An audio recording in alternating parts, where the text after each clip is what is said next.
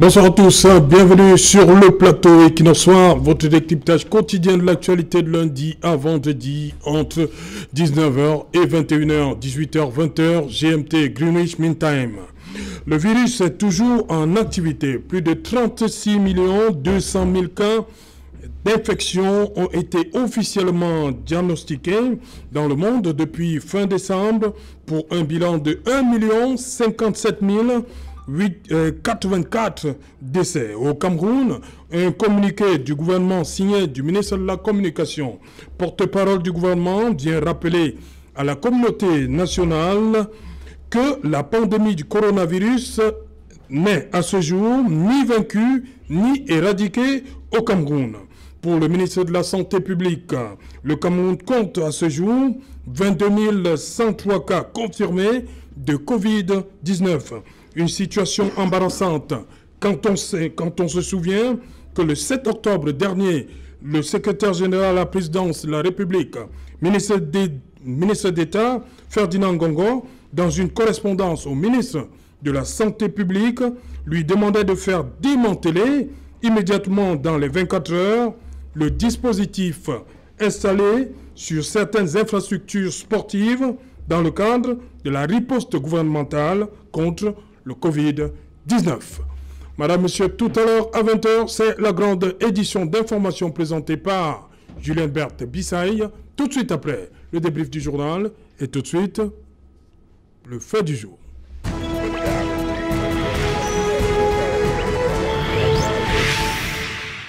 Covid-19 et seconde vague de contamination, faut-il s'en inquiéter? Pour en parler, nous avons invité ici en plateau et des politiques et des médecins.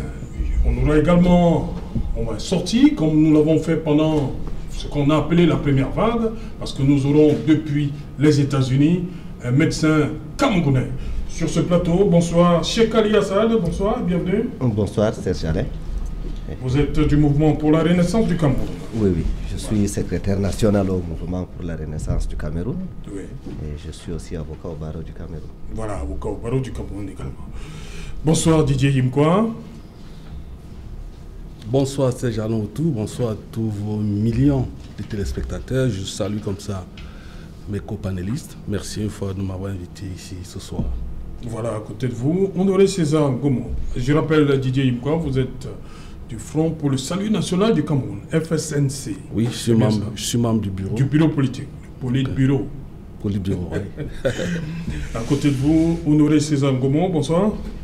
Bonsoir Serge Alain, bonsoir à tous vos millions de téléspectateurs et bonsoir à toute la jeunesse camerounaise. Voilà, Honoré César Gomo du Rassemblement démocratique du peuple camerounais. Bien cela. C'est exact. Voilà, nous attendons sur ce plateau, il ne va pas tarder à arriver, le docteur Roger Etoile, il est médecin de santé publique, qui sera là, c'est un habitué de ce plateau. Nous allons donc prendre la direction du Maryland, nous sommes aux États-Unis en cette veille d'élection présidentielle. Bonsoir le professeur Simon Mettenou. Bonsoir à tous les plateaux, bonsoir à mes collègues du plateau. Revenir sur le théâtre et ça fait plaisir de partager avec vous les problèmes.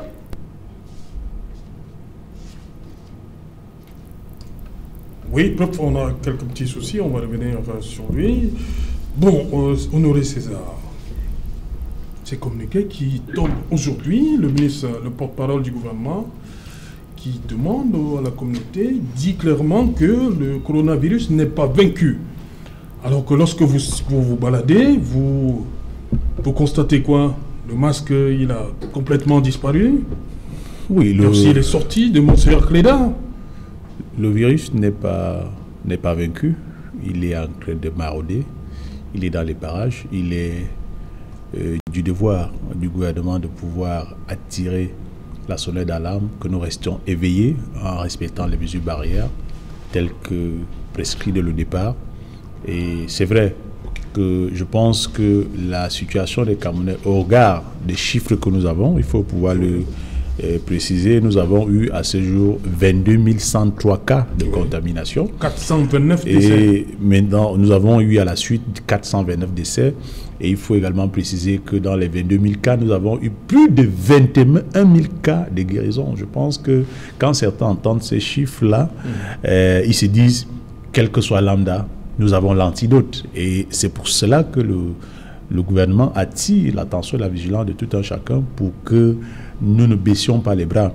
Et je voudrais également souligner que parmi ces cas-là, il faut comprendre que je pense que 90% des cas ont été des solutions camerounaises. Nous avons eu la solution Cléda, nous avons la solution de la grand-mère, la solution de cette petite coction qui ont marché et qui continuent à marcher.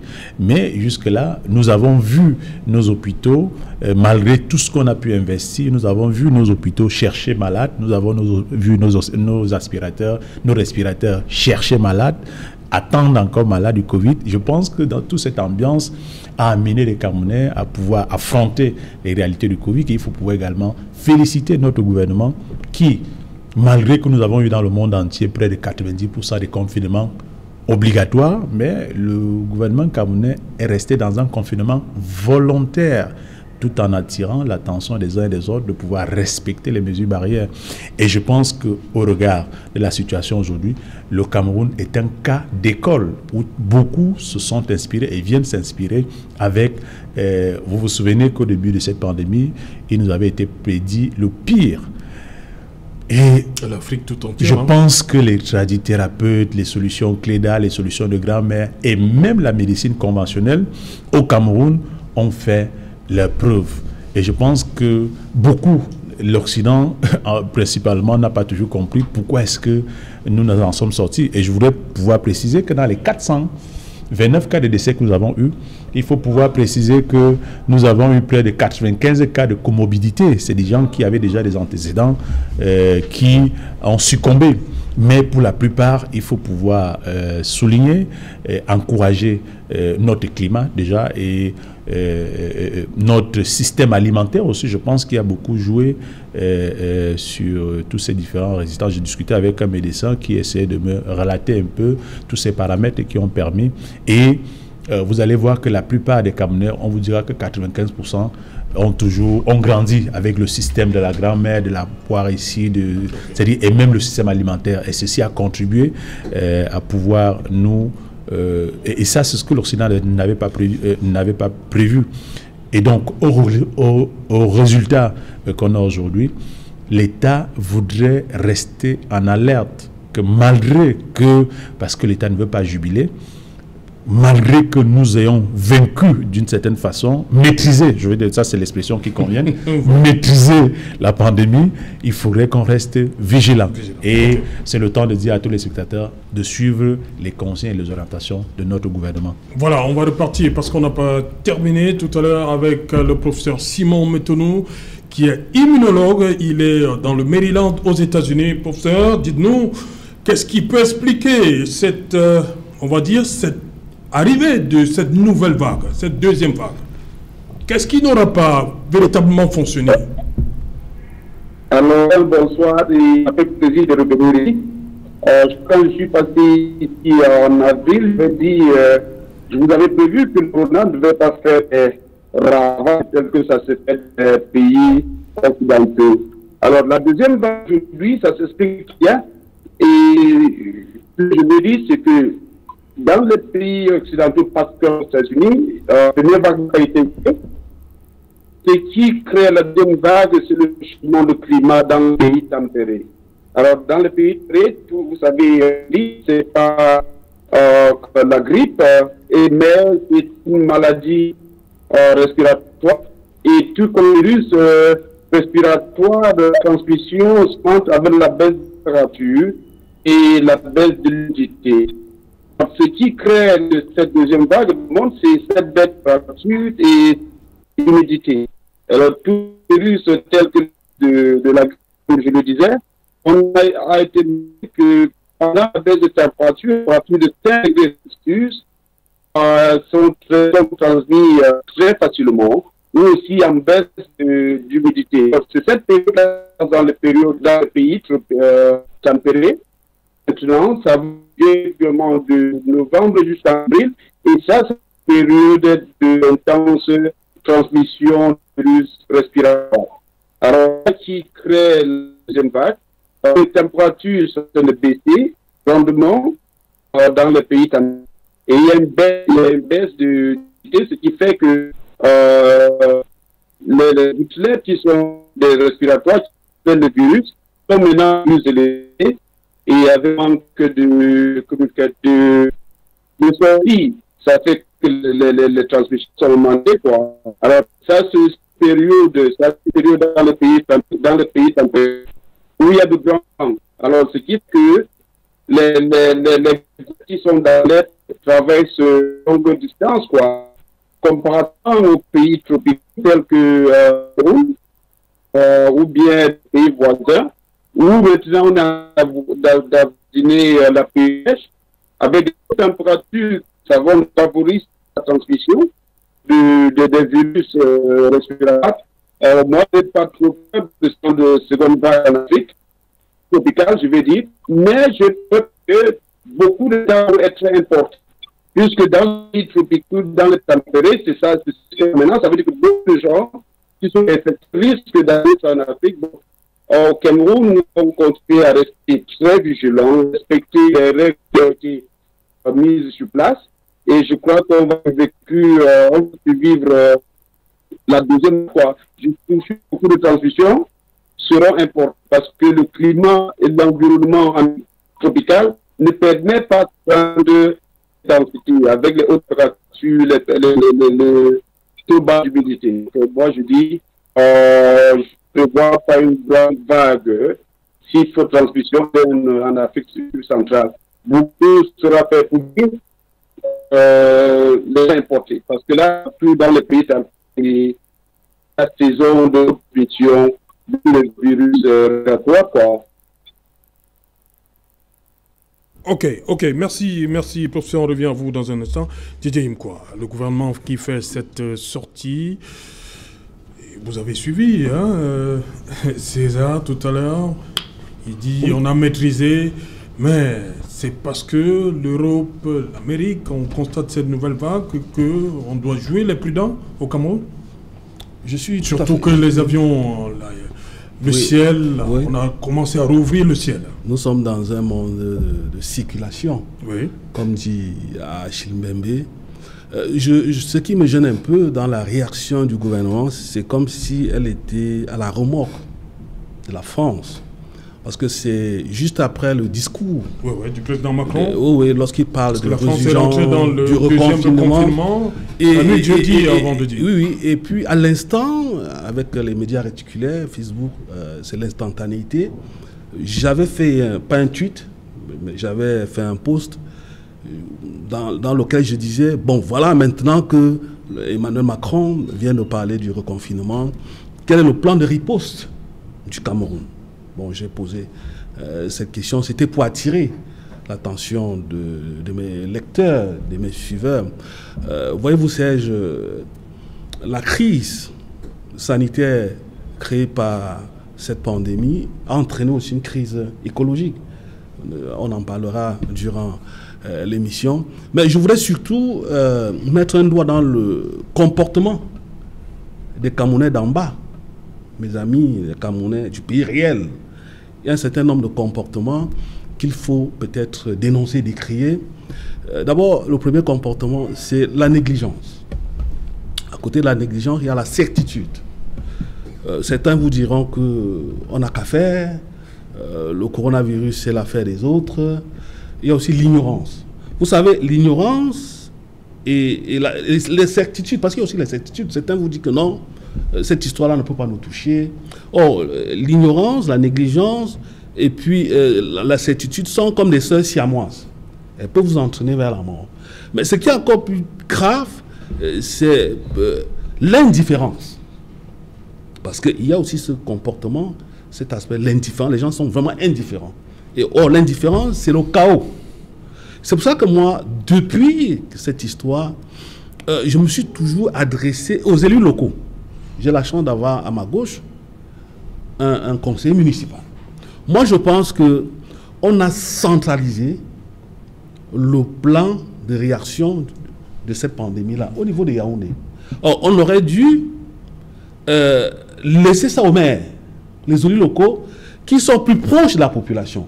Parce que quand vous marchez dans la ville, nous qui marchons, nous qui sommes dans le combat écologique, vous avez l'impression que la pandémie de Covid-19, c'est l'affaire des autres.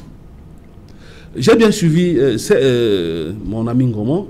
On est là dans tout ce qu'il a déroulé, c'est l'aspect qui revient à la première phase. Nous sommes aujourd'hui dans la résurgence.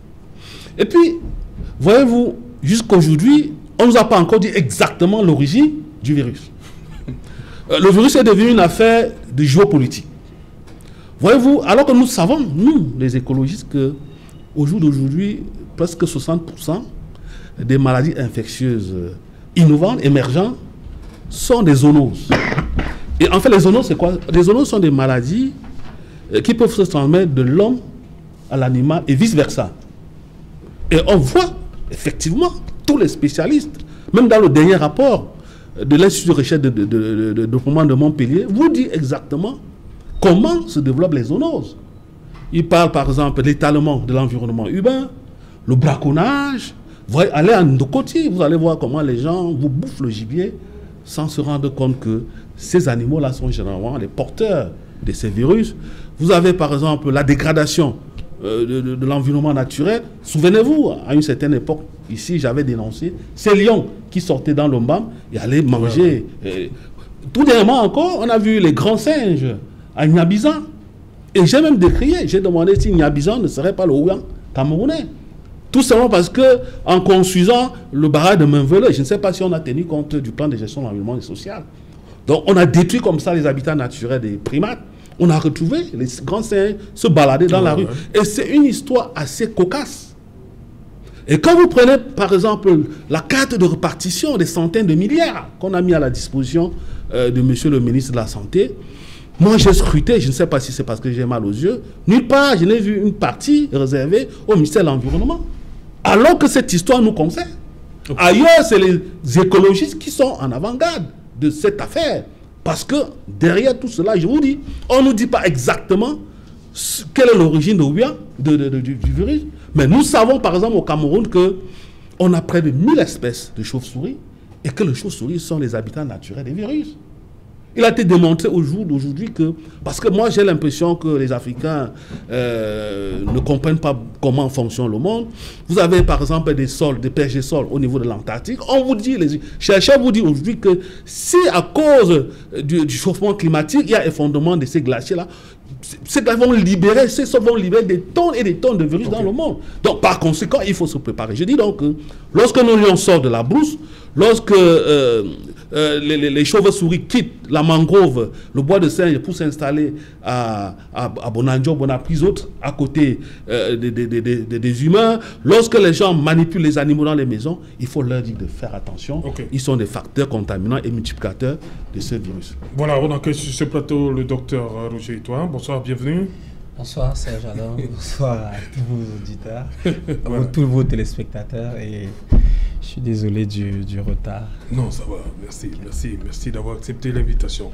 D'abord, Cheikh Ali, l'Union africaine demande aux Africains de se préparer à cette nouvelle vague, cette deuxième vague. Oui, mais malheureusement, connaissant la façon dont nos gouvernants agissent sur le terrain, nous devons nous attendre au pire. Au pire? Oui, au pire. C'est-à-dire qu'on a évité le pire la première vague, cette fois-ci, c'est réel? J'ai entendu le représentant du RDPC expliquer benoîtement toutes les réalisations qui ont été faites. Moi, je retiens surtout que le gouvernement a agi à force de tweets. Le représentant du FSNC déplore le comportement des citoyens camerounais. Oui. Le gouvernement appelle à un sens de responsabilité, des gars. Oui, mais appeler... Parce qu'on a vu le 30 avril, lorsque le Premier ministre a commencé à alléger, c'était la fête. Les Camerounais étaient comme si on avait gagné, remporté la Coupe du Monde. Oui, mais c'est normal. C'est normal.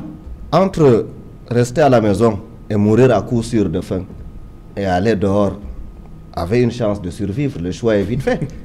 Les pays sérieux qui ont ordonné le confinement, ils ont mis des mesures d'accompagnement. Il y a eu plus de morts aussi là-bas. Il y a eu plus de morts, je pas, mais seulement le gouvernement était à côté de la population. Oui. On donnait à manger aux gens. On faisait des mesures incitatives. On allégeait la fiscalité, ainsi de suite. Mais chez nous, pendant Aux États-Unis, on donne à manger aux gens. Hein. On a vu dans des reportages des files de voitures, des gens qui allaient prendre de la bouffe. Mais là, on nous parle de 30 000 morts. Oui, mais parce que l'organisme des Occidentaux est beaucoup plus fragile face au virus de la grippe. Mais ça fait rire le docteur Edouard à côté de vous. C'est pas la première fois que l'humanité est confrontée à une épidémie de grippe. Oui. La célèbre grippe espagnole a fait 50 millions de morts. Oui. Le SRAS, un peu plus près de nous, le syndrome respiratoire aigu, c'était aussi une forme de grippe. Le coronavirus aussi est une forme de grippe. Il est prouvé que l'organisme africain est beaucoup plus résistant aux grippes. Je dis grippe au pluriel. Cette fois-ci, on a eu affaire à une variété de grippe particulièrement féroce. Et ce n'est pas le gouvernement qui nous a sauvés. Le gouvernement n'a strictement rien fait. Ce que moi je retiens... Strictement rien fait? Comment? Oh, ils ont fait beaucoup. Ils ont pillé de l'argent énormément. Je retiens beaucoup plus les scandales des milliards qui ont été détournés, de la cacophonie dans les mesures prises. Oui. Lorsque vous dites qu'on a allégé, je ne sais pas à quel moment on a mis les gens en confinement, je ne sais pas à quel moment on a déconfiné. Ça fait quelques jours, on a assisté à une bataille de clochers entre le ministre de la Santé et le secrétaire général de la présidence. Oui, justement. L'un lui dit démanteler les centres, l'autre dit que je ne démantèle pas. Aujourd'hui, ils viennent nous dire que la population manque de sérieux. Non, attendez. Okay. Attendez. Oui. On nous a parlé des respirateurs. On nous a parlé de l'incivisme des citoyens. Les citoyens ne vont pas à l'hôpital parce que pendant la première phase, lorsqu'on était soupçonné d'avoir cette maladie, on vous enfermait tout simplement. Lorsque vous aviez... Il y avait une stigmatisation. Stigmatisation, aucun suivi. Et pire encore, ceux qui avaient les et moyens... tous ces cas de guérison dont nous parlait le ministre mais Mananda tous les jours. Tout naturellement. Donc c'est tout naturellement que les Camerounais... Oui. Même chez les Blancs, le taux de mortalité, c'est de moins de 5%. N'est-ce pas? Et si le gouvernement aujourd'hui vante les mérites de la médecine traditionnelle, c'est juste pour masquer son incapacité à faire quoi que ce soit. C'est pour rassurer la population. Ils disent non, prenez de la tisane, vous allez guérir. On va se retrouver, s'il y a encore une nouvelle vague, je crains qu'on ne se retrouve dans la même situation que les Malgaches ont eu. Okay. On leur donne des remèdes de bonne femme en leur disant bon, ça va, ça peut aller. Okay. Alors au lieu de prendre le taureau par les cornes, il y a des villages au fond de l'extrême nord, du nord de la Damawa, je parle des zones que je connais, où on n'a jamais vu le plus petit flacon de gel hydroalcoolique. Mais de temps en temps, quand ils arrivent à voir la télévision là-bas, ils entendent un ministre leur parler du gel hydroélectrique qu'ils n'ont jamais vu. Le gouvernement n'a rien fait. Vous êtes venu faire la comédie. Merci. Si vous estimez que c'est la comédie, nous serons à deux à le faire. Oui, vous êtes venu faire la comédie. Et je voulais vous rappeler que cette maladie est une question de santé publique. Hein. Je ne sais pas pourquoi. Vous avez toujours ce chic de tout récupérer. Quand ce n'est pas les morts, maintenant c'est les maladies, c'est les gibiers. Je vous rappelle que c'est vous qui avez confisqué les dons qu'on faisait pour lutter contre cette maladie. Vous installer dans la sensibilisation. Tandis que vous, à force de répression, vous confisquiez ce qu'on voulait partager au Camerounais. Ce n'est pas un problème politique. Merci. C'est politique. Merci. On va revenir. Docteur et toi, il y a quand même cette correspondance du ministre d'État, secrétaire général à la présidente de la République, au ministère de la Santé publique, qui demandait, c'était le 7 octobre, de démanteler tous les dispositifs installés sur certaines infrastructures sportives. Voilà. Aujourd'hui, on nous fait comprendre que ce n'est pas vaincu, ce n'est pas éradiqué. Comment comprendre ça? Parce qu'il y a une mission de la CAF qui devait séjourner au Cameroun. On a démantelé au niveau du stade, les stades de Ngouaikele, Mbapelepe, Middelfarm, Stadium Malibé.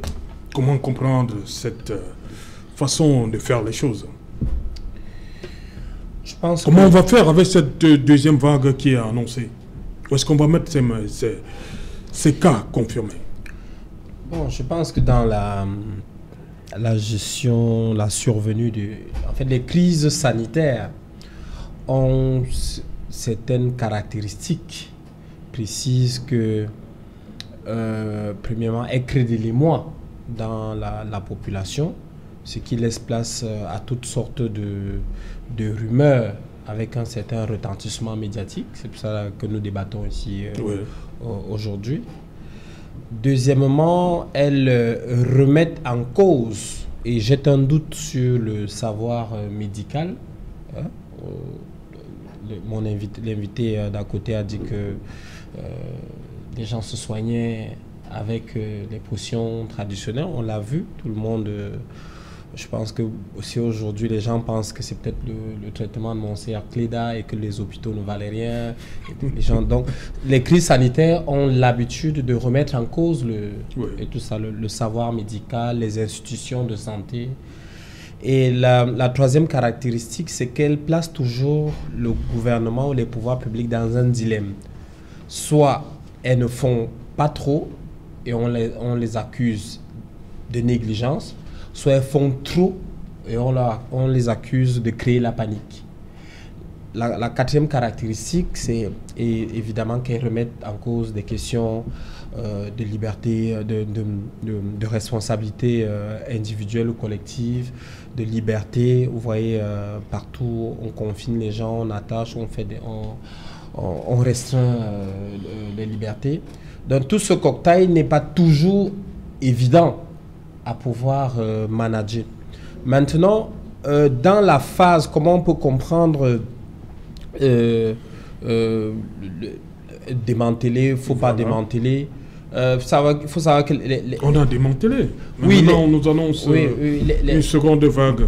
Les phases d'une crise sanitaire, évidemment, ce qu'il y a d'abord une phase pré-critique. Il y a des signes annonciateurs où on dit qu'on a découvert un virus en Chine et tout, donc ce sont des signes avant-coureurs. Ensuite, il y a une phase critique où c'est un peu la panique, où on prend un certain nombre de décisions, parfois incontrôlées, et tout ça pour essayer de parer. C'est un peu comme si la toiture est un peu percée un peu de partout. Vous essayez un peu de rabiboucher, de coller un peu de partout pour que la maison n'inonde pas. Oui. Donc, c'est justement dans ce cadre que sont intervenues les installations de ces hôpitaux de campagne dans les stades. Oui. Tout ça parce qu'évidemment, on a vu que ça se faisait ailleurs. On a également implanté chez nous. Après la phase critique, la troisième phase, c'est la phase chronique. Où après, on fait maintenant des évaluations, des auto-évaluations. On fait des enquêtes pour voir ce qui a marché, ce qui n'a pas marché. Et donc, les pouvoirs publics sont en droit de voir en ce moment, dans cette phase chronique, parce que nous y sommes, de voir est-ce que c'était utile de mettre des hôpitaux de campagne? Oui. Est-ce que c'était utile de les mettre dans des stades? Oui, non. Donc, ils sont dans personne n'a le monopole de la gestion de la crise parce que nous sommes dans le domaine de l'incertitude progressive, chronique. Personne, vous voyez, une grande nation comme la France a été surpris par la première vague. Après, on s'est dit que voilà, et tout ça, ils ont quand même tiré des leçons. Ils reviennent à la seconde vague. Ils n'ont pas toujours augmenté le nombre de places en réanimation. Ils n'ont toujours pas le nombre de masques. Ils n'ont toujours même pas le minimum. Il manque en ce moment 100 000 places de personnel soignant. Ils sont en ce moment en train de chercher où ils vont les trouver. Ils ne trouvent pas. Donc, ce n'est pas évident. Je ne dis pas ça pour dédouaner qui que ce soit, mais j'essaye un peu de dire comment, sur le plan conceptuel, les crises sanitaires sont gérées. Ensuite, la quatrième phase qui est évidemment la phase de la résolution de la crise sanitaire qui va intervenir beaucoup plus tard. Voilà. Je crois qu'on va d'abord prendre le professeur Metounou. Professeur, vous êtes là? Oui, alors, merci. J'ai suivi bout en bout l'appréciation de mes collègues en concerne le communiqué du gouvernement, la destruction des centres cliniques qui ont été érigés sur les stades. Pour moi, il y a une question là-dessus que je me dis, si vous bien regardez, ériger ces centres médicaux moi je me demande à quelle capacité ces centres ont été utilisés. Donc si aujourd'hui elles ont été de quoi qu'elles n'ont pas été utilisées, même pas 50% de capacité. Et moi j'implore juste les mesures d'accompagnement pour le gouvernement. Bon, il ne suffit pas aussi un communiqué de dire qu'il faut respecter les règles. Aujourd'hui, je dis, avec les écoles qui sont faits, on va voir impliquer dans les écoles au moins des mesures de protection chez les enfants, leur donner des gants, ou bien leur donner des masques, et tout le temps, quoi, voir comment renforcer dans ces milieux qui sont faits pour la transmission russe, voir comment aider les familles dans les écoles à limiter la transmission. Je crois que c'est des mesures dont le gouvernement devrait se pencher beaucoup. Et aujourd'hui, je crois qu'on va encore recruter les centres. On devrait plutôt se concentrer, voir comment essayer de multiplier les mesures d'accompagnement dans les écoles, ou bien dans le service où on donnerait aux enfants au moins le minimum pour limiter les transmissions. Quoi. Donc ça, c'est ce que je traduis pour ça.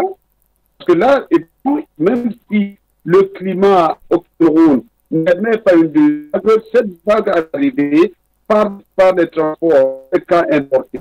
Parce que beaucoup de personnes dans les pays tempérés échangent dans les pays tropicaux pour le bon temps. Et alors, et là où il y a le risque de seconde vague, on devait amplifier des mesures de protection, le gouvernement a amplifié, pas que ce serait les centres médicaux qui fait jusqu'à présent, parce que la question est vers un pays tropicaux pendant les saisons pluvieuses, et on est qu'à la fin de la saison pluvieuse. Je me dis qu'on ferait d'amplifier les accompagnements pour essayer de limiter la transmission des importés. Ça, c'est ce que j'ajouterais à ce que mes collègues viennent de dire. Ok, merci professeur. On revient à vous. Honoré César Gomo, il y a aujourd'hui, le ministre a sorti les chiffres, vous avez dit 22 000 cas confirmés, plus de 21 151 personnes ont recouvré la santé. Mais aujourd'hui, on parle d'une nouvelle vague. Vous avez semblé dire qu'on a maîtrisé un peu la première fois, mais est-ce que le fait que le ciel soit réouvert à nouveau, c'est-à-dire que les voyages, on sait que c'est arrivé par avion au mois de mars, docteur, voilà. Oui, oui. Est-ce qu'il faut vraiment s'inquiéter comme la thématique ce soir l'indique, Monsieur Serra, par rapport à cette deuxième vague? Il y a lieu de s'inquiéter véritablement? Avant de répondre à votre question, je ne vais pas laisser passer ce que M. Tchèque venait de dire tout à l'heure là. J'ai comme l'impression que quelquefois, lorsque nous avons la chance d'avoir la parole sur la place publique, en ce qui concerne ces partis, on fait tous les efforts pour voir en mal. Nous sommes dans un cas d'épidémie. Ce n'est pas un problème d'un gouvernement ou d'un parti politique. Et si je voulais regarder dans cet angle-là, je pense que vous êtes très mal placé pour nous donner des leçons, M. Tchèque, sur ce plateau. Ah, mais donnez-les. Survival, votre parti a collecté des milliards de francs. Oui. Combien de Camerounais avez-vous aidé? Combien de Camerounais, combien d'hôpitaux, combien de centres d'animation, combien de respirateurs, combien de citoyens avez-vous sauvés par rapport à cette pandémie? Zéro. Eh ben, pour revenir à la préoccupation vous avez au cas vu les de chiffres. monsieur, mais on note tout simplement que les fonds collectés vous ont permis à pouvoir vous acheter de nouveaux véhicules, de nouvelles maisons, à alimenter vos enfants dans des paradis fiscaux. Ils sont bien à l'aise, ils sont en sécurité. Mais les Camerounais, le gouvernement camerounais, avec l'argent des contribuables des Camerounais, a mis au service des lits, des centres, des respirateurs, des masques et un certain nombre d'éléments pour pouvoir prévenir et prendre en charge tout cas de Covid gratuitement. Et cela a été fait. Aujourd'hui, résultat, les lits cherchent malades au Cameroun. Les respirateurs cherchent malades au Cameroun. Donc, il faut pouvoir savoir, raison garder, lorsque nous avons une préoccupation assez importante comme celle-ci. Ce que les Camerounais veulent, c'est de savoir que lorsqu'on nous avait prédit le pire par rapport à cette maladie, beaucoup n'ont pas vu le gouvernement venir. Le gouvernement a anticipé. Imaginez-vous qu'on serait arrivé dans un cas d'être débordés comme nous l'avons vu à l'Occident. Imaginez-vous, qu'est-ce que vous aurez dit? Mais au lieu d'applaudir pour une fois le gouvernement, vous voulez qu'on applaudisse les vols? Après, vous êtes sérieux? Les vols? Je ne voudrais pas faire une confusion. Non, non, j'ai dit vous me demandez d'applaudir les vols. Quand j'écoutais sagement, je ne voudrais pas faire une confusion. Si certains compatriotes, mais ne me demandez pas d'applaudir le vol. C'est mon tour de parole. Je ne voudrais pas faire une confusion. Le gouvernement a œuvré, a anticipé.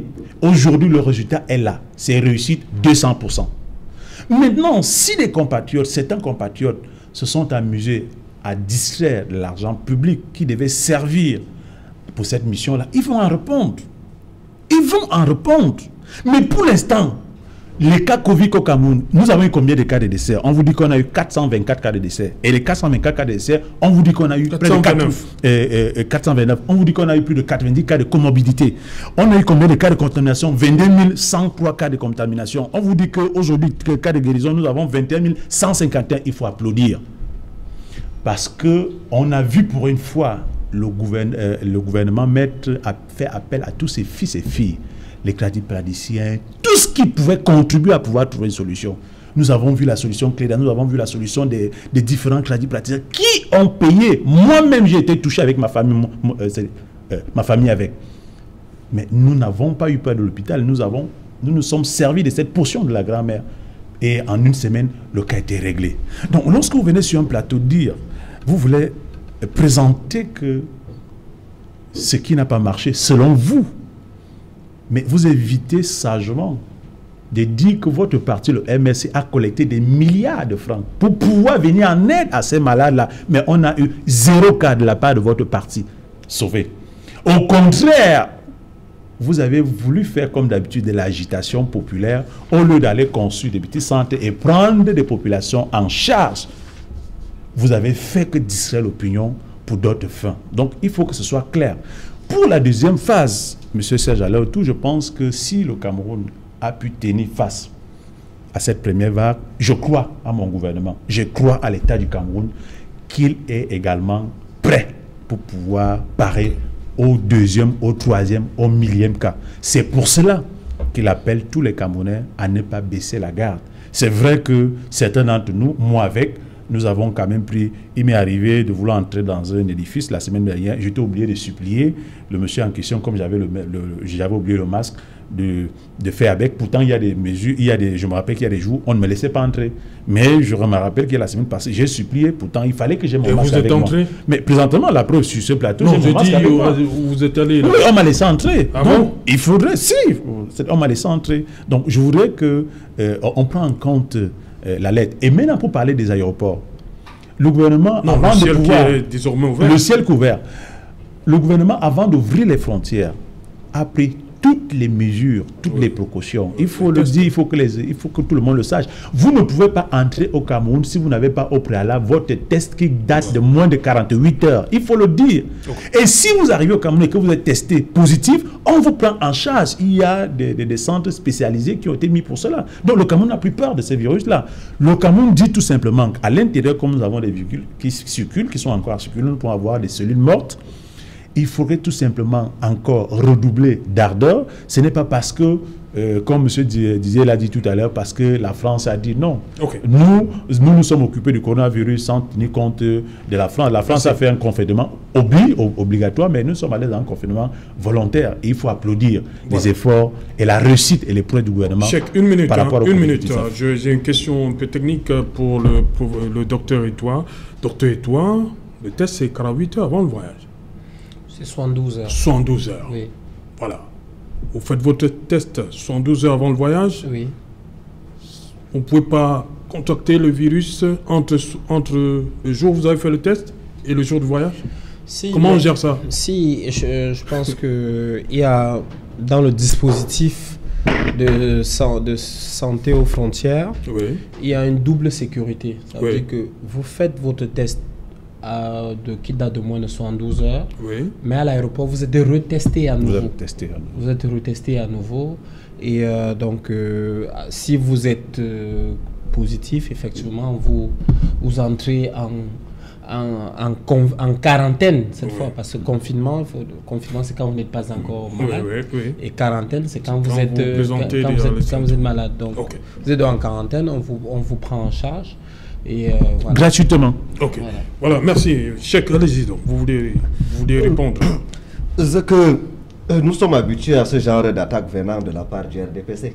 Mais c'est vous qui avez provoqué, c'est pas vous qui avez attaqué, c'est pas le RDPC qui vous a attaqué. Vous savez, monsieur Serge Alain, j'ai une certaine indépendance d'esprit. On ne va pas me demander d'applaudir quand il y a des morts. Si on s'en tient aux chiffres même... Mais il y a eu des morts partout, hein, où il y a l'épidémie. Il y a eu des morts partout, mais il y a eu des morts qu'on pouvait éviter. Oui. Sans être médecin, je sais qu'en principe, le coronavirus n'est pas mortel. Le coronavirus est mortel pour les personnes âgées, pour les personnes qui présentaient diabète, des déficiences, ainsi de suite. Moi, personne, ça me fait mal. Non, je voudrais préciser. Parce qu'il y a un débat, on dit personnes âgées, des personnes atteintes de diabète, c'est plus... C'est pas des vérités absolues. Oui. Hein? C'est pas des vérités absolues. Effectivement, sur le plan statistique, des personnes les personnes qui ont été le plus touchées pendant la première vague, c'était lesquelles? Je reviens. Oui. Moi j'étais contaminé, j'étais personne âgée. Non, je dis les personnes qui êtes médecin, alors. Sur le plan technique, oui. Sur le plan statistique, effectivement, ce sont des personnes âgées ou des personnes qui présentent un certain nombre de comorbidités qui sont le plus à risque de présenter des cas graves, voire de décéder. Mais j'apporte un bémol, c'est que en ce moment, on observe les caractéristiques de la seconde vague en France, et vous avez quand même à peu près 35% des personnes en réanimation qui sont âgées de moins de 54 ans. Oui. Et là, ça dit que la seconde vague semble un peu plus pernicieuse que la première vague. Et c'est l'occasion pour moi de signaler, de dire aux Camerounais de faire attention, surtout maintenant, parce que dans les statistiques qui sont brutes, on a dit, je crois, on a 22 103. Oui. Et 21 151. 422. Voilà. Mais si vous faites une soustraction entre les statistiques du début de mois d'octobre et de la fin de mois, ça fait quand même près de 1200 contaminations en un mois. Oui. Ce qui est trop. Si vous faites également une soustraction entre le nombre de morts entre le début du mois d'octobre et celui du mois du début et de la fin, ça fait quand même 9 morts en un mois. Ça fait 3-4 mois où nous étions à une moyenne de 3 à 4 morts par mois. Donc quand même, ça montre quand même que ça frémit. Et là, il faut faire attention parce que dans l'histoire naturelle de l'évolution de la maladie, ce que nous sommes en train de vivre aujourd'hui, nous allons voir les retentissements dans 2 à 4 semaines. Parce que pendant les 5 premiers jours, vous avez des signes, vous êtes positif. Après des 10 jours, vous avez des signes mineurs. Mais la gravité des symptômes commence à s'installer à partir de la 3e semaine. Donc il faudra être très attentif aux chiffres de la fin du mois. Ok, Cheikh Ali, allez-y. Vous dites sur le plateau. Allez-y. Non, Cheikh Ali, allez-y, c'est votre tour. Terminez votre... Vous semblez particulièrement... Non, Cheikh Ali, c'est moi qui donne la parole. Alors, allez-y. J'étais en train de dire. Oui, c'est parce qu'on a besoin d'explications complémentaires. Le corona, en fait, est dangereux lorsqu'il y a complications. Oui. Et quand il y a complications, très souvent on a besoin de respirateurs. Nous vivons tous à Douala, la plus grande ville. On connaît tous les scandales qu'il y a eu. Dans les hôpitaux publics, on présentait des factures à 650 pour les malades du Covid. On nous dit que officiellement, on nous dit que la prise en charge est gratuite. Par la suite, j'ai vu un ministre faire semblant de s'indigner en disant que les directeurs des hôpitaux qui ont présenté les factures ont mal agi. C'est l'État qui facturait? C'est les hôpitaux publics, monsieur. Ou c'est des individus qui avaient la charge de certains hôpitaux? Est-ce que c'est l'État qui facturait? Monsieur, lorsqu'il y a le cachet rond de l'État, ça veut dire que c'est l'État. Public de l'État. Monsieur, lorsqu'il y a le cachet rond, je considère que c'est l'État. Ok. Lorsqu'on met le cachet portant le sceau de l'État, ça veut dire que c'est l'État. Ok. Waouh. Si dans le discours public, selon le MSC, si dans le discours public, le ministre a dit que la prise en charge est gratuite et que le lendemain, des Camerounais se retrouvent dans des hôpitaux publics et qu'on leur demande de payer, c'est un fait. Est-ce qu'on peut avoir des noms? Nous sommes là devant les antennes. Est-ce que vous pouvez nous donner le nom d'un hôpital public qui a facturé? Je n'en donnerai point. Parce que c'est de notre notoriété publique. Vous n'en donnerez pas parce qu'il n'y en a pas. Parce que ça a fait l'objet d'un débat sur ce même plateau. Vous ne donnerez pas parce qu'il n'y en a pas. Oui, oui. Permettez. Si il y en a, le sadisme de ce régime n'a pas de limite. Lorsque le MRC, avant d'être obligé de distribuer, et ce n'est pas le MRC, c'est Survival Cameroun, avant d'être obligé de distribuer les gels et les masques, a d'abord préféré les remettre au ministre de la Santé publique, qui a refusé de les recevoir. Après avoir collecté des dizaines de milliards, vous venez acheter les ailes de 200 000, vous venez faire appeler les caméras à renfort de 500 000 pour venir faire publicité. Écoutez, question simple. Ouais. Si Survival Cameroun avait collecté 1000 milliards et qu'ils étaient venus avec un seul flacon de gel, au vu de la situation urgente, je pense que le ministre aurait dû... C'est pas le ministère qui en avait besoin, c'est les populations camerounaises qui en avaient besoin de vos gels. Et lorsque on les distribuait dans la rue, ce n'est pas un ministère qui fallait aller distribuer. Le ministère n'en avait pas besoin. Personnellement, le gouvernement n'en avait pas besoin. C'est les populations qui en avaient besoin. Vos militants en avaient besoin. J'ai dit, n'est-ce pas, pourquoi est-ce que la police et la gendarmerie ont mis en garde à vue des personnes qui distribuaient des masques et des gels? Ok, merci. Didier dans quelle brigade? Faisant de nous la risée du monde civilisé. Je vous en prie. Voilà, merci.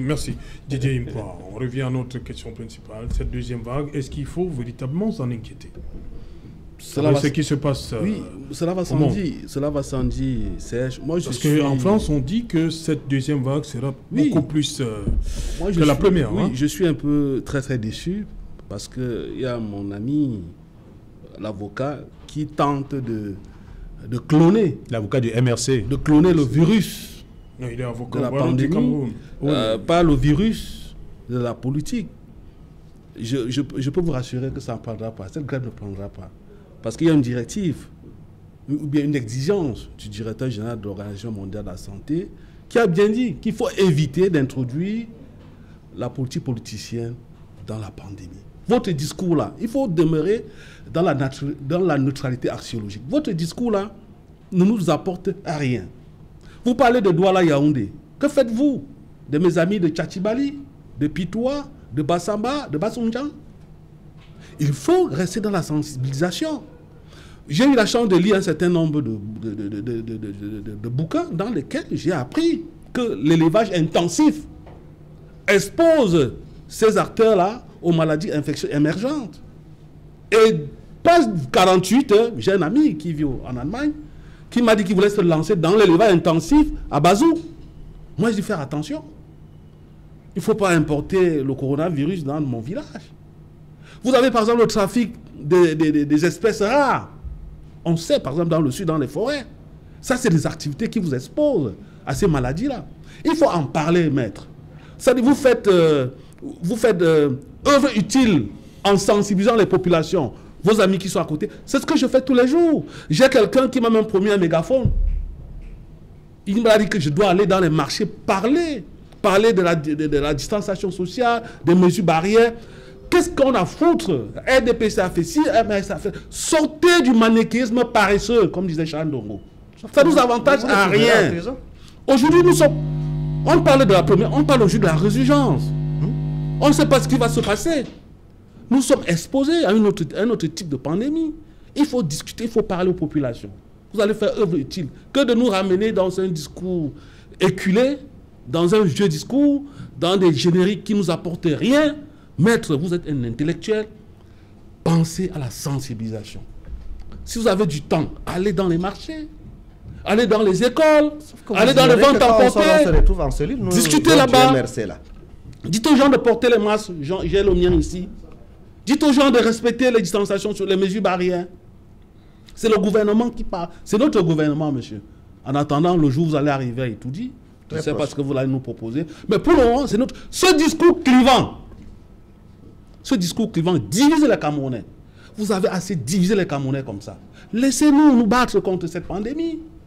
Vous récupérez les cadavres de Gbagbo, les cadavres de Koumba, Maintenant, vous récupérez les gibiers. Non, je ne sais pas. Où en sommes-nous? Parlons, faisons de la sensibilisation, maître. Vous comprenez? Quand moi, je voyais dans le Cameroun, j'étais à Tchatibila, Pitois, partout je parle. Il faut parler aux gens. Il faut leur dire non. Parce que je vous ai dit que l'ignorance est un chaos. En Interland, dans les villages, les gens ne savent même pas que ne savent même pas ce que c'est que le gel hydroélectrique. Vous avez parlé du gel hydroalcoolique. Les gens n'en savent même pas. Mais il faut leur parler. Qui au moins le savon macabo, qui peuvent se nettoyer les mains. Vous comprenez? C'est de ça, c'est ça qu'on attend d'un intellectuel comme vous. On n'attend pas que vous veniez ici parler comme répéter des choses. Je ne sais pas si on vous dit ça dans vos cellules de base, je ne comprends pas. Parce que vous dites la même chose. Vous me dites, vous dites que je suis intellectuel et vous pensez qu'on est obligé de me dire ce que je dois dire, monsieur? Aujourd'hui, ce n'est pas un problème politique, je vous l'ai dit. Je ne parle pas de politique, je parle de défaillance d'un système qui a échoué. On n'en a pas besoin. Parce que vous le dites tous les jours. Depuis que la MSC est créée, je crois pas peut-être en 2018, vous en parlez tous les jours. Il y a des moments où il faut mettre tout ça entre parenthèses. Battons-nous. Il y a des morts chaque jour. C'est pour ça qu'on en parle. Il faut que ce carnage cesse. À cause de vous, beaucoup de gens ne respectent pas les mesures barrières. Le saviez-vous? Non. Nous avons partagé du gel, monsieur. Nous avons partagé des masques. Parce que vous avez dit que le gouvernement ne fait rien. Justement, le gouvernement ne fait rien, monsieur. Tuer. Le gouvernement ne fait rien. Voilà, c'est ce discours-là qui est mauvais. C'est parce que le gouvernement n'est pas parvenu à donner cette chloroquine qu'on a poussé les gens à boire de la tisane. C'est un discours contaminant. Non, monsieur. Ce discours est dangereux. Ne pouvant pas donner la chloroquine, vous avez poussé les Camerounais à boire de la tisane en leur disant que c'est la panacée, ça guérit tout. Est-ce qu'elle n'aide pas? Je bois le fibrase. Est-ce que cette tisane n'aide pas? C'est prouvé, monsieur. Par quelle étude? Mais moi j'en ai pris les Malgaches, on vous a dit que cette maladie n'est pas mortelle à 100%. Moi j'en ai pris. Elle guérit à 95%. Vous avez été contaminé, vous avez le Covid, vous avez été victime du Covid. Je ne sais pas. Moi je ne sais pas. Ma famille et moi avions été victimes. Et nous avons été sauvés par une tisane. Et on guérit spontanément dans 95% de cas. Mais vous n'allez pas dénier l'expérience que j'ai vécue. Mais ici, ce qu'on essaie de vous faire comprendre, c'est que, en dépit de toute chapelle politique, nous sommes à une épidémie mondiale. Ok, merci. Mondiale. On va laisser le mot de la fin. Et chacun a vécu une expérience et dont il peut apporter un témoignage édifiant. C'est aussi simple. Pas de chapelle politique ici. Merci, merci, cher monsieur. Merci pour cette première phase d'Equinox Soir. On se retrouve dans un instant pour Equinox Soir, deuxième partie.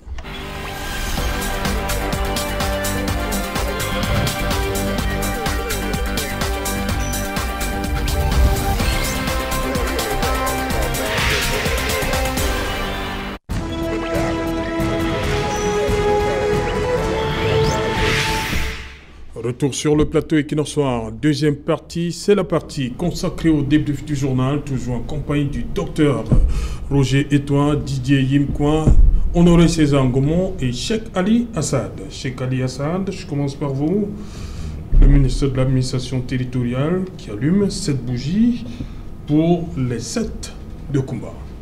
Votre commentaire? Il était temps qu'il le fasse, vu qu'il fait partie de ceux qui ont allumé la guerre dans le Nord. Ceux qui ont poussé nos compatriotes là-bas à verser dans le radicalisme. Au début, on avait une crise qu'on pouvait résoudre en s'asseyant comme des adultes autour d'une table et à discuter d'homme à homme. Ils ont passé le temps à traiter ces gens de chiens, des terroristes et ainsi de suite, à radicaliser tout le monde. Tout comme notre compatriote le lui a rappelé dernièrement. J'espère que cette bougie, en allumant cette bougie, qu'il était sincère. Et que cette fois-ci, il comprend que ce n'est pas avec les canons ou les chars de combat qu'on résoudra cette crise qui est en train de tourner à la tragédie. Et les enfants qui tombent dans cette... Les enfants qui tombent, ça fait mal. Je sais que le sort des Camerounais indiffère profondément Biya et ses complices. Mais je ne pensais pas qu'ils étaient si cyniques, ils étaient si froids au point où... Souvent je me demande si Biya et ses compagnons-là, lorsqu'ils se couchent dans leur lit, s'ils ont un geste de conscience qui leur permet de se demander l'héritage qu'ils vont laisser à ce pays. Ils ont trouvé un pays qui était en paix. ils se plaisent à dire qu'ils aiment la paix, qu'ils aiment la paix, qu'ils aiment la paix. Tous ont ce mot paix. Et pourtant, c'est sous leur très long règne qu'on se retrouve en guerre. Dans les régions du nord, à l'est, dans le Nozo. Dans le Nozo, c'est d'autant plus regrettable qu'avant que cette crise n'éclate, moi je suis avocat, avant que cette crise n'éclate, ce problème avait été porté devant des juridictions, notamment la Commission africaine des droits de l'homme et des peuples, qu'on ne peut pas taxer d'être impérialiste parce que c'est une juridiction africaine. De 2002 à 2009, les juges africains se sont penchés sur le dossier et ont émis un certain nombre de recommandations en 2009. Ils ont averti le Cameroun. Ils lui ont dit, libre à vous d'accepter ou non ces recommandations, mais si vous ne le faites pas, la situation va dégénérer. En 2009. En 2017, des revendications communautaires éclatent. Contrairement à ce que le régime veut faire croire aux gens, on n'avait pas affaire à des revendications corporatistes. C'était des revendications communautaires. Des revendications qui ont été réprimées dans le sang avec une brutalité inouïe. 2016. Des revendications qui ont été réprimées dans le sang. Des étudiants ont été violés. Ça a poussé la population, une partie de la population, à se radicaliser. Et au sein du gouvernement, les faucons ne font que pousser à l'option. Les étudiants ont été violés? Oui, monsieur. On a eu tous les mêmes rapports, les mêmes témoignages. Les étudiants de Buea ont été violés? Boya. Ils ont été violés? Oui, des étudiants se sont plaints d'avoir été violés. Le député Wirba, sur la tribune du Parlement camerounais, oui, a dénoncé cet état de choses. Il a dit que des étudiants de l'université de Buea ont été violés. Au sein du gouvernement, les faucons ont poussé à l'option militaire à outrance. Par la suite, nous avons toujours suggéré au gouvernement d'aller à la table de négociation. Nous avons toujours dit que dialoguer n'était pas un signe de faiblesse. Voilà, on reste sur la sortie du ministère pour la Tangandji. Deuxième descente au niveau de Kumba. Pour vous, quelle est la symbolique, Honoré César Boubou? Il était là-bas lundi dernier, il revient ce jour. Et c'est là la symbolique a tout son sens. En tant que ministre de l'Intérieur, je pense qu'il est dans son rôle. Mais contrairement aux affabulations que vient de déverser sur ce plateau, M. Tchèque, grand juriste de votre État. Non, simple avocat, pas grand. La malchance que le Cameroun a, c'est d'avoir formé des gens comme vous, de vous avoir donné cette connaissance. Au lieu de le construire, de le pétrir, de le chérir, vous mettez cette intelligence pour le détruire, pour le diffamer. C'est regrettable. Et nous sommes de la même génération. Qu'on aime un ministre, qu'on ne l'aime pas, qu'on aime un gouvernement, qu'on ne l'aime pas, il y a du sang qui a coulé à Kumba.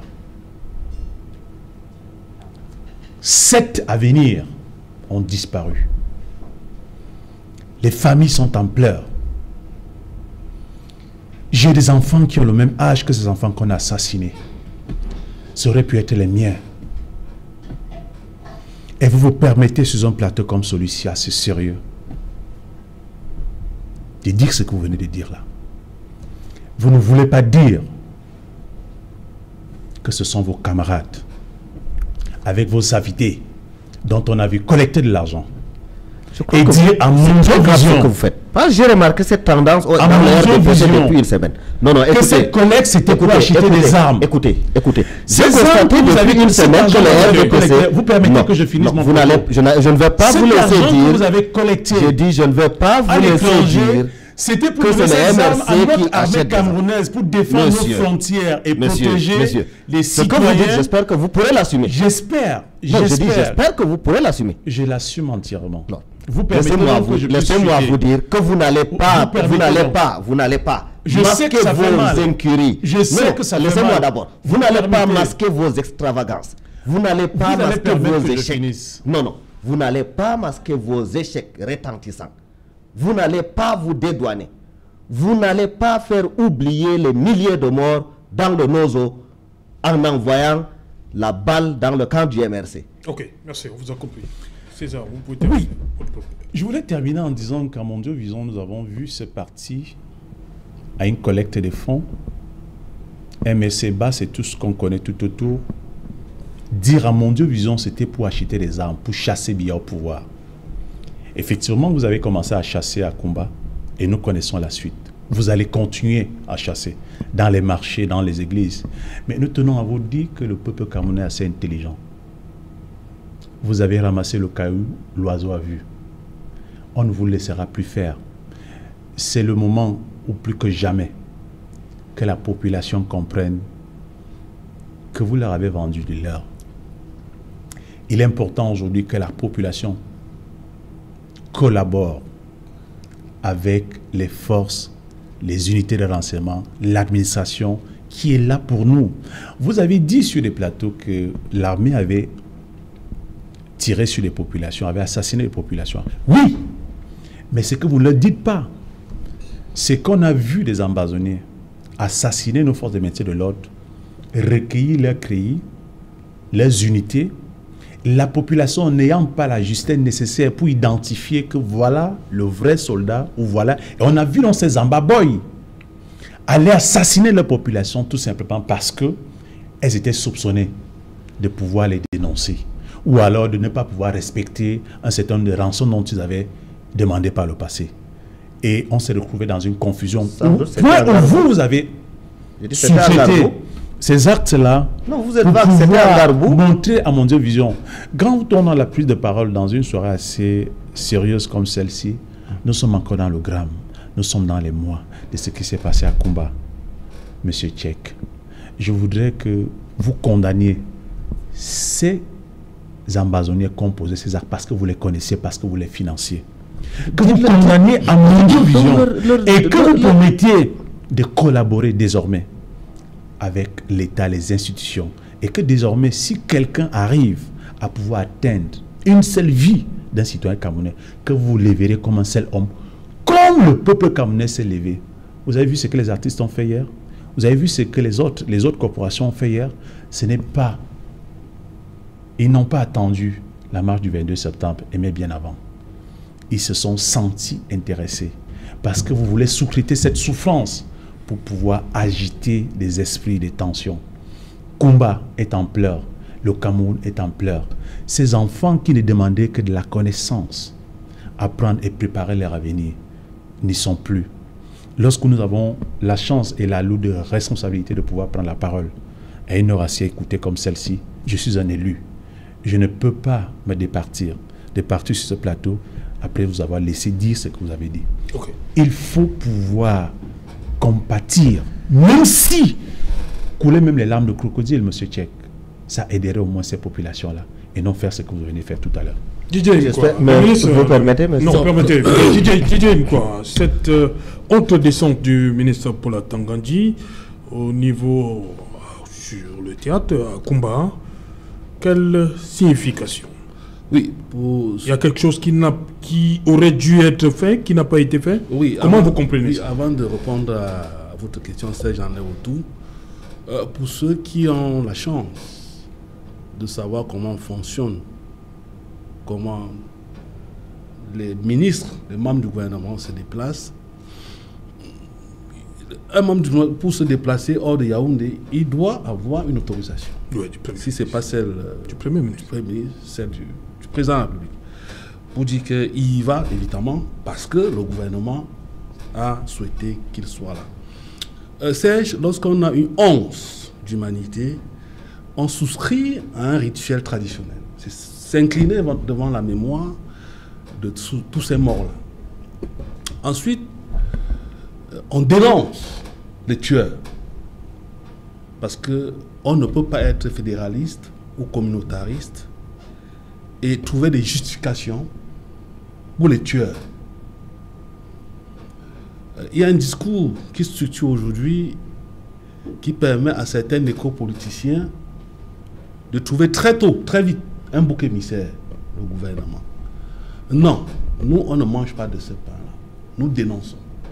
au FSNC, nous évitons de mettre sur la même balance l'effort de sécurité, l'effort de défense et de sécurité et les idées résidendistes. Donc on évite ça.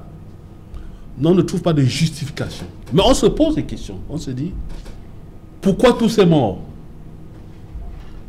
Pourquoi, comment sommes-nous arrivés là? Ne pouvions-nous pas éviter cette escalade? Voilà autant de questions. Quand je vois ces enfants qui tirent sur les autres, ils ne maîtrisent pas l'enjeu de ce conflit.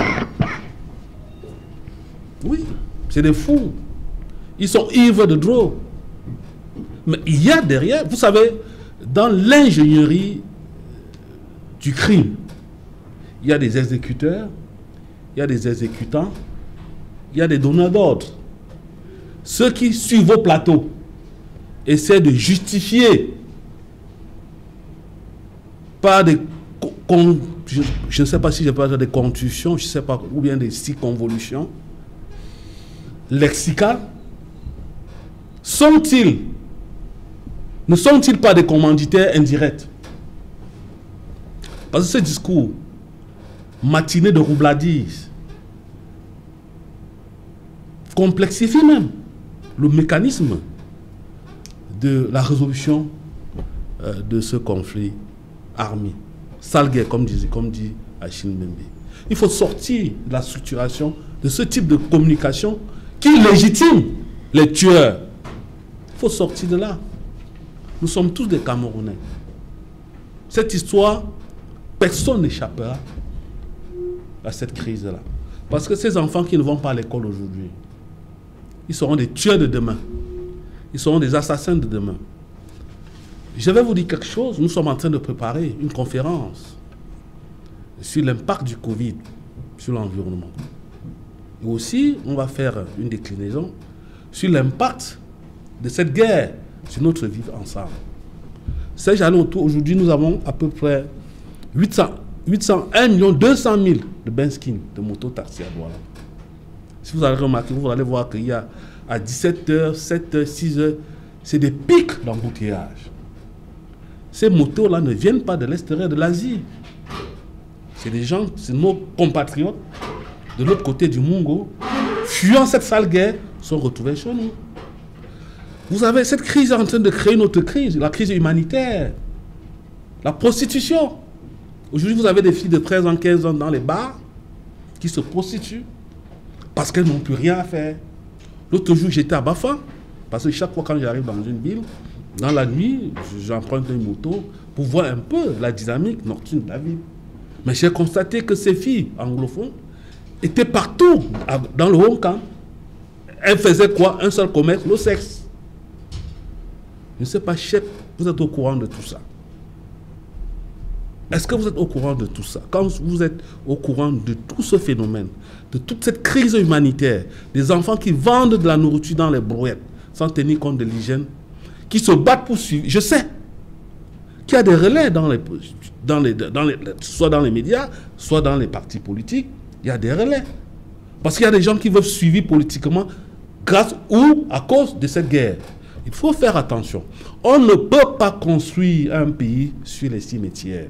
On ne peut pas bâtir ou bien construire des routes avec les ossements ou bien les cadavres de ses compatriotes. Il faut sortir de ça. Aujourd'hui, la question, comment faire pour sortir de ce conflit? C'est ce que nous attendons aussi de vous. Le président Biya a la main tendue. Votre président, l'excellent Kamto, le brillantissime, comme j'aime entendre. Oui, bien sûr. Mais parce qu'il est brillant. Mes frères, là-bas, ne peut-il pas aussi saisir cette main tendue et sortir de cette histoire de président élu? Parce que c'est le Cameroun qui est malade. Sortons de tout ce désordre-là. Pour chercher... Il y a eu le grand débat national. Le grand dialogue national. Monologue, vous aussi. Prenez quand vous venez. C'était une amorce du dialogue. Mais vous avez refusé. Pourquoi tout ça? Aujourd'hui, nous sommes où ça? On parle de 3 000 morts, 1 million de déplacés. Pourquoi qu'on est content de vivre dans un pays malade comme celui-ci? Merci Didier. On accueille Sylvestre Hippolyte Zangao. Bonsoir Sylvestre, au menu de 100% foot tout à l'heure. Bonsoir Serge Alain, au menu de 100% foot, le Cameroun est malade. Cite votre invité en plateau, nous en football, c'est peut-être l'illustration, le pourrissement du football camerounais. Hier dimanche, il était donné au stade Omissoura Amadou de Yaoundé le coup d'envoi de la saison sportive du championnat professionnel avec des arbitres venus de la Guinée équatoriale. Pourtant, le Cameroun dénombre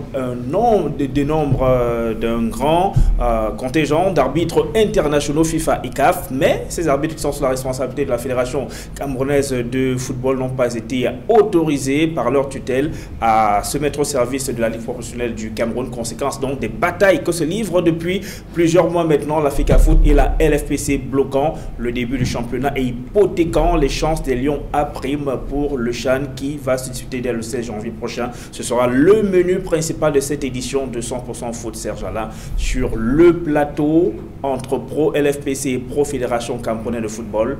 Le débat sera ouvert dans quelques instants. Voilà, justement, ce sera après Equinox Soir.